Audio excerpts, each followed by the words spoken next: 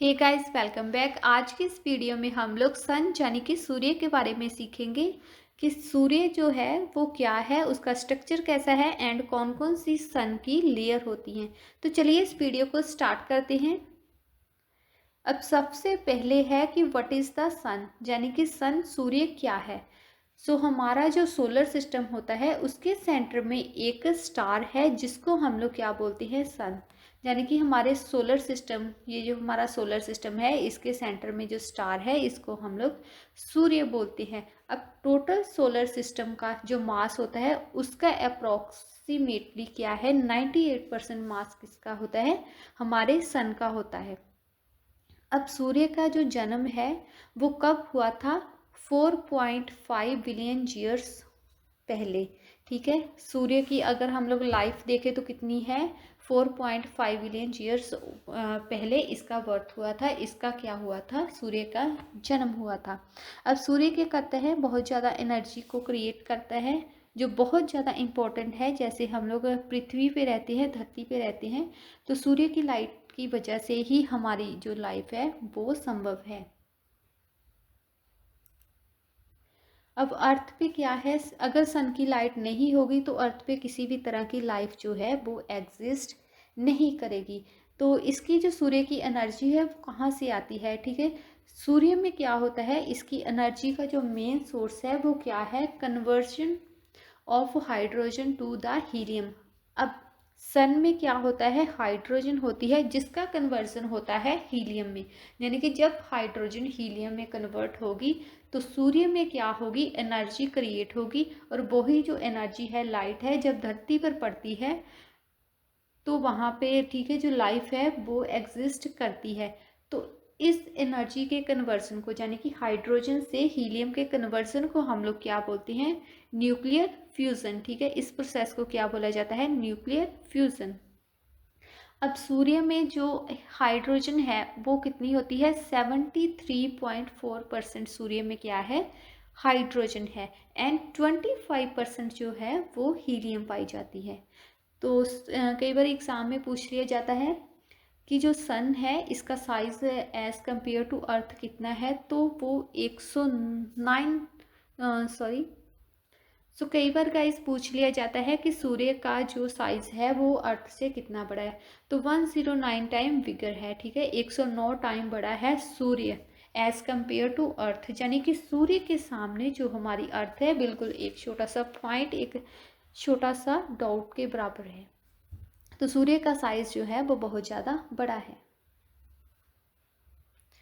अब सूर्य की जो लाइट है उसको कितना टाइम लगता है धरती तक पहुंचने के लिए, तो कितना टाइम लेती है sunlight reach to the earth is 8 minute 16.6 second, यानी कि 8 मिनट और 16.6 सेकेंड जो है सूर्य की लाइट को लगते हैं धरती पर पहुंचने के लिए। जो सन का डायामीटर है वो कितना है, 1.39 बिलियन किलोमीटर। ठीक है, सन का डायामीटर कितना है, 1.39 मिलियन किलोमीटर। जो डिस्टेंस है, distance from the sun to earth, वो भी कितना है, 149.6 मिलियन किलोमीटर। ठीक है, ये भी आप लोगों ने याद रखना है कि कितना उसका डिस्टेंस है। अब सन का बर्थ है वो कितने टाइम पहले हुआ था, 4.6 मिलियन ईयर एगो। एंड जो सन की लाइफ है, यानी कि वो कितने टाइम तक जीवित रहेगा, तो 10 बिलियन ईयर तक उसकी लाइफ है सन की। सन जो है 10 बिलियन ईयर तक जिंदा रहेगा। अब जो हमारा सन है वो अपने जो एक्सिस है उसी पर रोटेट करता है, किस डायरेक्शन में, काउंटर क्लॉकवाइज। ठीक है, क्लॉकवाइज डायरेक्शन में क्या करता है, रोटेट करता है। अब सन की जो टेम्परेचर होता है, ठीक है, इसकी कोर पे इसका टेम्परेचर कितना होता है, 15 मिलियन किलोमीटर टेम्परेचर होता है, वाइल इसके जो सरफेस का टेम्परेचर कितना होता है, 600। ठीक है, इसके सरफेस का टेम्परेचर होता है। अब सन में क्या होता है, मैग्नेटिक फील्ड। ठीक है, जिसकी वजह से क्या होता है, अब सोलर सिस्टम में क्या है, बहुत सारे प्लैनेट होते हैं जो सन के इर्द गिर्द क्या होते हैं, घूमते रहते हैं। सूर्य के इर्द गिर्द क्या घूमते हैं, इसके प्लैनेट। तो वो किसकी वजह से पॉसिबल है, it's possible for the only magnetic field, ठीक है, मैग्नेटिक फील्ड के ही कारण, ठीक है, मैग्नेटिक फील्ड जो बहुत ज़्यादा स्ट्रॉन्ग होता है सन का, वो इनको प्लैनेट को अपनी ओर खींचता है, इसी वजह से वो इसके आले दुआले जो है वो घूमते रहते हैं। अब नेक्स्ट है स्ट्रक्चर ऑफ द सन, ठीक है, सन का स्ट्रक्चर कैसा है। सन की बेसिकली 6 लेयर होती हैं, जिसमें से 3 इसकी इनर लेयर होगी एंड 3 जो है वो इसकी आउटर लेयर है। जो 3 इनर लेयर हैं वो कौन कौन सी है, ठीक है, ये वाली core, radiative zone and connective zone. तो जो आउटर लेयर हैं ये भी 3 हैं, कौन कौन सी, क्रोना, क्रोमोस्फियर एंड फोटोस्फियर। तो चलिए इन सभी के बारे में एक एक करके हम लोग देख लेते हैं। अब सबसे पहले है कोर। कोर कौन सी लेयर होती है, इनर लेयर ऑफ द सन, ठीक है, कहाँ होती है, ये जो रेड वाला एरिया है इस पार्ट को हम लोग क्या बोलते हैं, कोर। और इस, ठीक है, पिक्चर में जो ये वाइट वाला पार्ट है ये कौन सा है, सन, क्योंकि हमारा गोल होता है, तो इसके बीच वाले के पार्ट को हम लोग क्या बोलते हैं, कोर, ठीक है। Centre most region of the sun is known as core.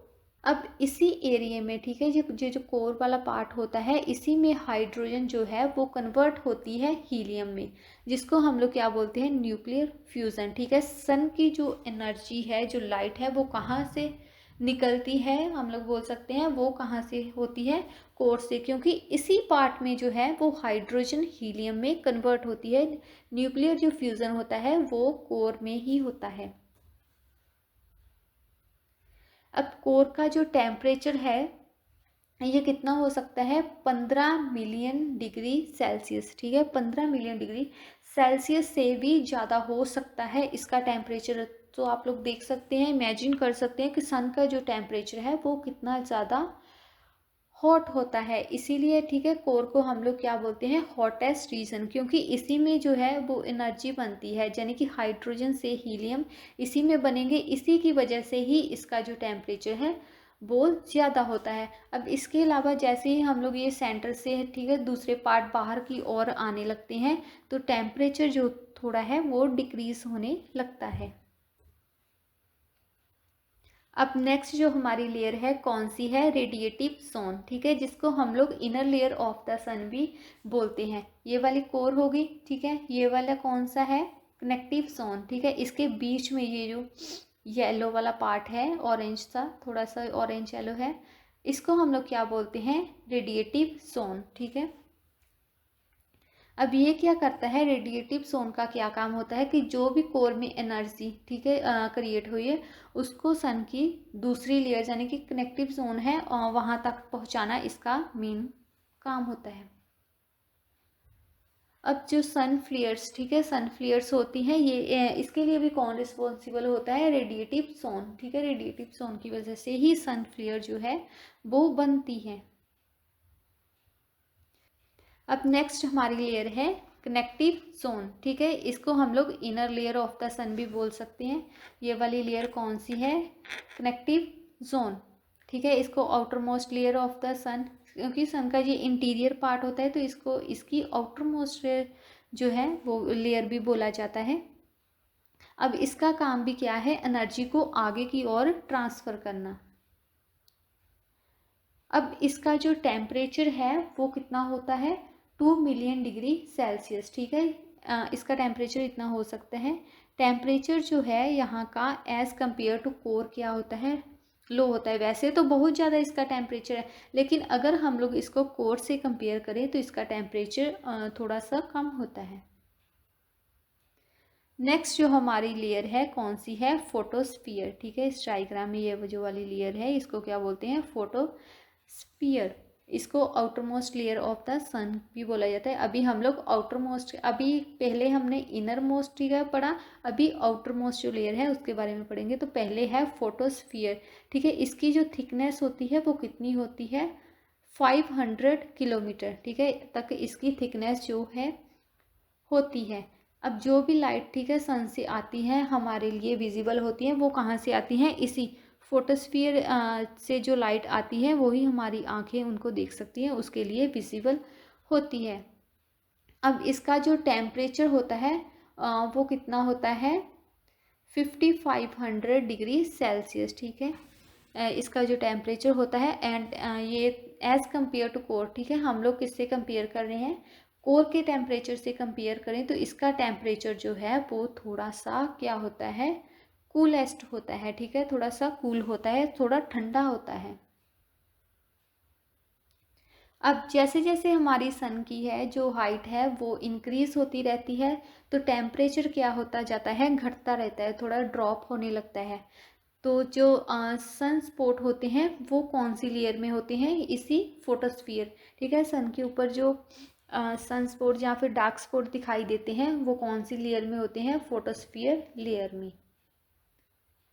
अब जो नेक्स्ट हमारी लेयर है कौन सी है, क्रोमोस्फियर, ठीक है, इसको हम लोग आउटर मोस्ट लेयर भी सन की बोलते हैं। अब जो क्रोमोस्फियर लेयर है, ठीक है, second layer of the sun atmosphere, इसकी सेकंड लेयर होती है, ठीक है, किस किस के बीच में क्रिएटेड होती है, ये वाला आउटर वाला पार्ट जो है इसको कोरोना बोलते हैं एंड फोटोस्फियर। तो इसके जो सेंटर में है ये जो रेड वाला पार्ट है, दिस इज रेड वाला पार्ट, ये जो रेड वाला पार्ट है इसको हम लोग क्रोमोस्फियर बोलते हैं, ठीक है। ये थोड़ी पतली थिन लेयर होती है प्लाज्मा से बनी हुई, ठीक है, इसका कलर जो है वो थोड़ा सा रेड होता है, किसी के कारण होता है हाइड्रोजन, ठीक है, सन में जो हाइड्रोजन होता है उसी की वजह से ये जो हमारी क्रोमोस्फियर लेयर है इसका जो कलर है वो रेड दिखाई देता है।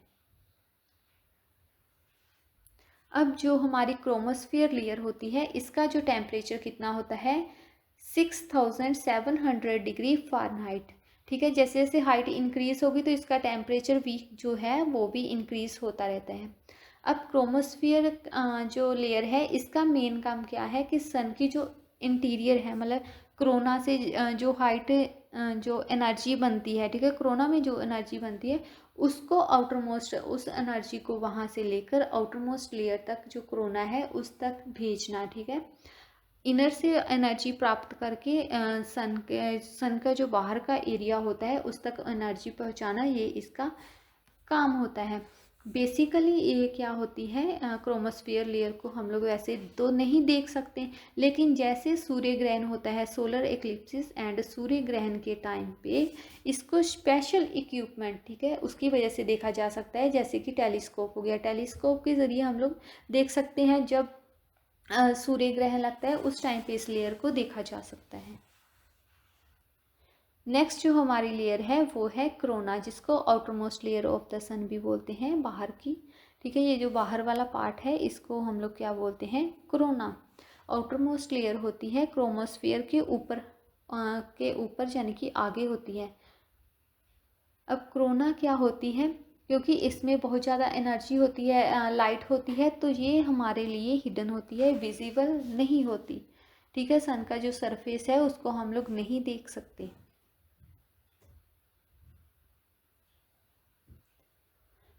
लेकिन इसको भी क्या है, जो कोरोना है इसको भी हम लोग स्पेशल जो इंस्ट्रूमेंट है उसके थ्रू देख सकते हैं।